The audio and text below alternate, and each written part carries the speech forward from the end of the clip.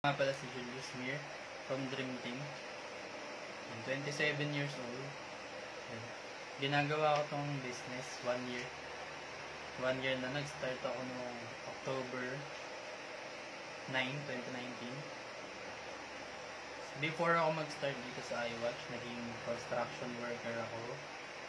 Mall maintenance, gym instructor, and tapos aircon technician.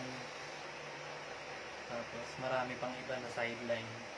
Tapos yun, bago ako mag-start sa iWatch yun, wala akong work, nag-a-apply ako bilang call center agent. Tapos nag-try ako na mag-apply sa dalawang company. Yan, sobrang hirap ng mga interviews, tapos sobrang tagal ng interview, abutin ka ng madaling araw bago ka matanggap. Pero yun, nung nag-start ako sa iWatch, yun, nag-a-apply pa rin ako. Kasi hindi pa ako kumikita dito. Yun, tapos tinawagan ako ng isang company. Yun, sabi sa akin, bumalik daw ako, tapos hired na daw ako dun sa chat support. So sabi ko, pwede ko namang isabay yung iWatch habang nag-work dun. Kaya lang napaisip ako kasi yung work napakalayo, tapos night shift pa siya. Yun, kaya sabi ko, try ko muna workout si iWatch.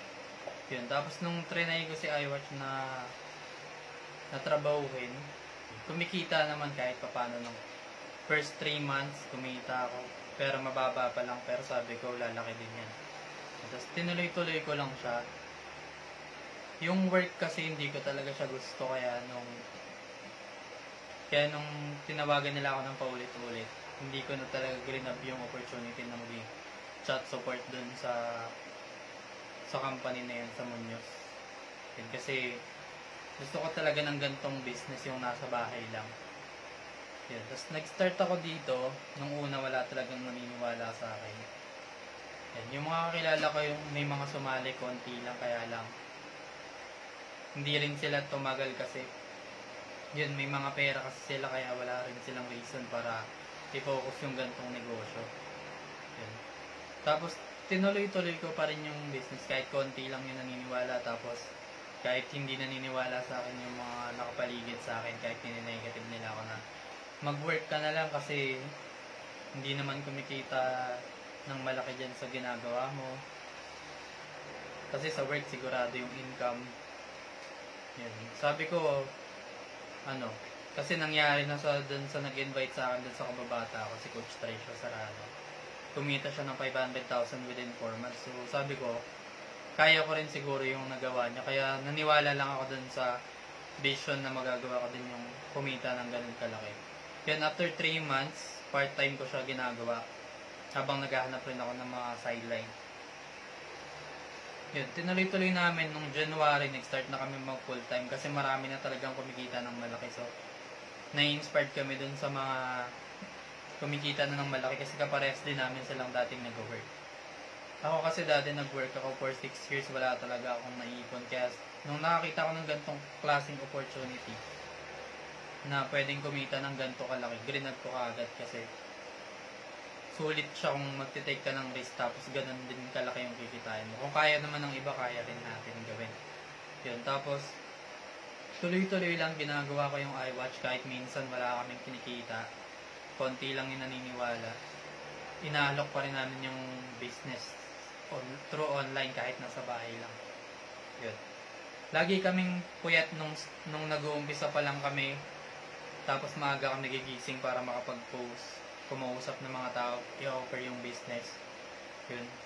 Goal namin nung una kumita lang, pero nung mas marami na kaming members, marami na kaming natutulungan kumita din.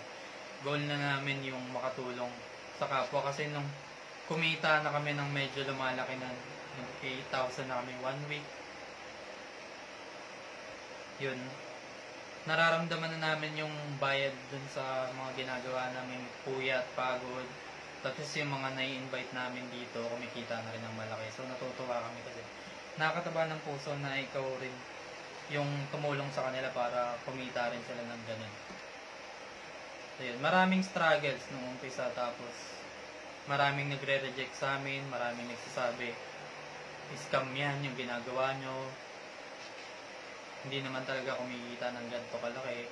Yun, ang ginawa namin, focus lang kami dun sa goal namin na kumita talaga ng ganun din kalaki, 500,000 or mas malaki pa, 1 million, ganun. Yan.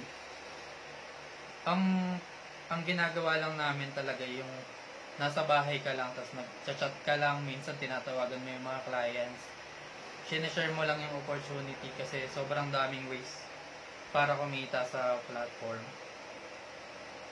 Yun, after 6 months na pag-focus namin dito sa iWatch, yun, nagbunga lahat ng pagod, puyat, saka ng rejection. Sobrang daming rejection, ang daming nag-reject, ang daming hindi naniwala nakikita talaga.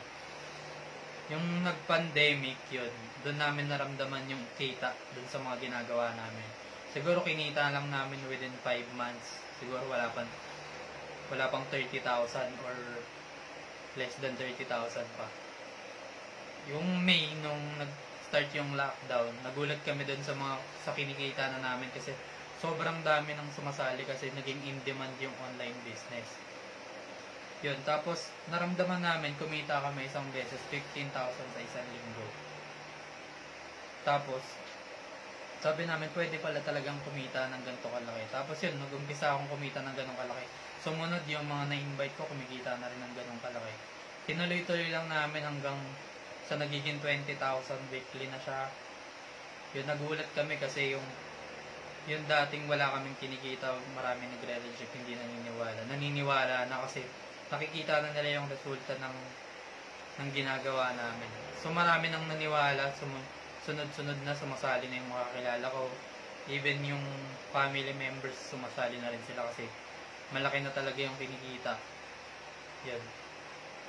Hindi namin ginagawa kasi to para lang talaga kumita. Nung una yun talaga yung goal, pero nung nakita na namin yung vision na mas marami ka palang taong matutulungan kapag ginawa mo yung ganung negosyo.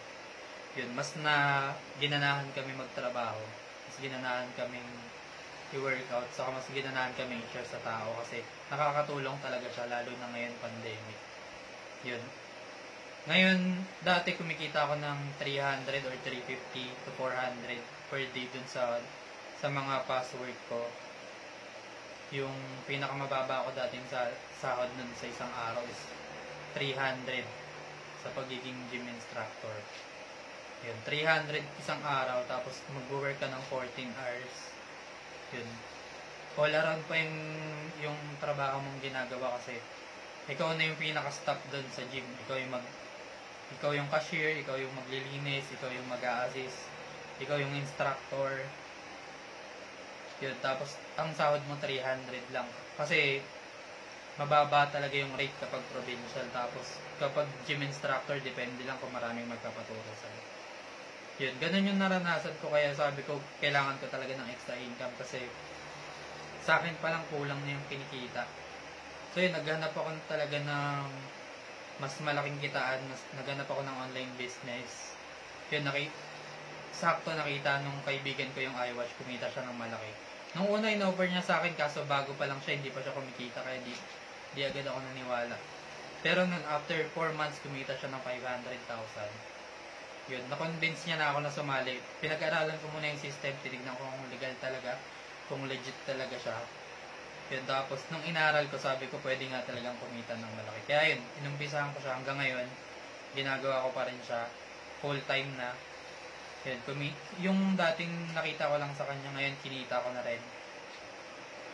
Yan, marami na rin ako nabili na gusto ko. Parang nagbago yung buhay ng 360 degrees kasi talaga magbabago yung buhay mo kapag winner-out mo yung gantong negosyo, mas marami ka rin matutulungan. Yun, nabago talaga yung buhay namin nung nag-start kami dito sa iWatch. After 1 year ko lang siyang ginagawa, kumita na ako ng almost 600,000. Yan, tapos marami na rin natulungan, even yung mga in-invite ko dito, kumita na rin ng 300,000, 600,000, tapos marami na rin silang natulungan. Kaya sobrang thankful kami dito sa business na to. Ayun.